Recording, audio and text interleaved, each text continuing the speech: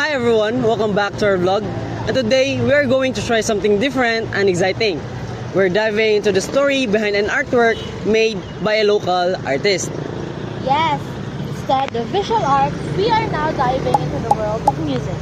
Passion, inspirations, struggles, and the story behind the songs. And to know more about what is music, we will interview an artist from Caraga State University who is talented and has experience in performing.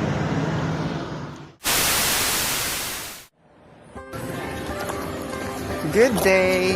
Can I ask permission to interview you for our Oh blog? yeah, sure. Do you have like experience of being an artist, like performing art particularly? Yeah, I can say that I'm a student and also a singer-songwriter based here in Butuan City. Can you introduce yourself po from our viewer? Hi, my name is Elaine. I am a singer-songwriter and my niche is, I'm still finding my niche, but I'm currently interested in writing songs about Visaya pop. Yeah. Well, I can really feel the passion, the way you speak, no? Yeah. When did you first discover your passion for singing? When I was a child, I was born into a musically inclined family.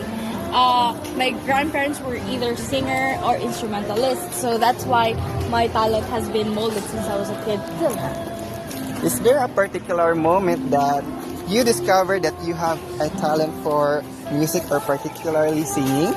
Yeah, when I joined a competition when I was a kid, dito na ako na-discover nga like, ay kaya din ako makanta. And then, during high school days, that's when the moment came na I started to explore songwriting. What do you usually want your listeners to feel when they hear your music? So I'm a sociology student. So when I write my songs, I'm gonna write with a purpose. So my purpose is to make people enjoy my songs, but at the same time to make them think of what I've written. I want to I want to feel the listeners nga they are seen, but at the same time I want my songs to challenge their thinking, labi na sa mga social issues. Like, can you walk us through your songwriting process? Like, usay maguna ang lyrics ba or ang melody? I usually start with the melody first before the lyrics kaya I want to like pag namagot ko yung melody mas ma-feel na ako ang unsay dagan sa ako ang kanta, and at the same time ang makapapush gud pud sa ako para mahuman akong kanta is deadline.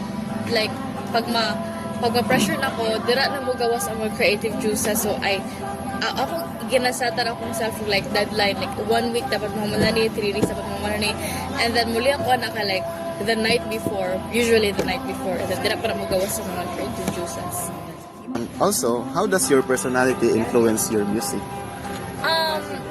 As a person, I'm really like an observant nga tao, and I really notice details. I'm really particular sa details, and I'm also reflective. So by that, makanotice mo ko og mga like social realities within our kanang ground. So by that, ako ang juices na ako kay mo naturally flow din na siya sa songwriting, and then my songs, I want it to be like kanang powerful and full of strength, like as me as a person. Yes. And I also want to like put honesty sa ako ang mga kanta nga gipang buhat, kaya I want to parang makita gani sa tao nga like ang artistry na ko kay it's authentic, it's there, it's me, it's human. Last but not the least, no?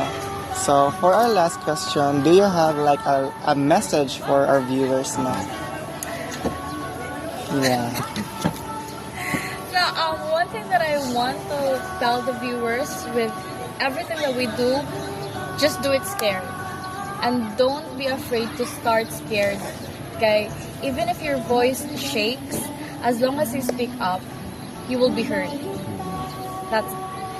Thank you for participating in our vlog. No, I hope you will achieve your dreams someday, thank you. and maybe very sooner. No, and that will be all for our part, Miss Rose and Mr. Edmark, and lastly, Miss Claire. Right back at you. Today, we learned that music is not just a sound. It involves emotion, courage, and storytelling. So we hope that Elaine's story inspires you to show your talent and showcase your artistry to the world. Thank you for watching our vlog. Don't forget to like, share, and subscribe. See you in our next video.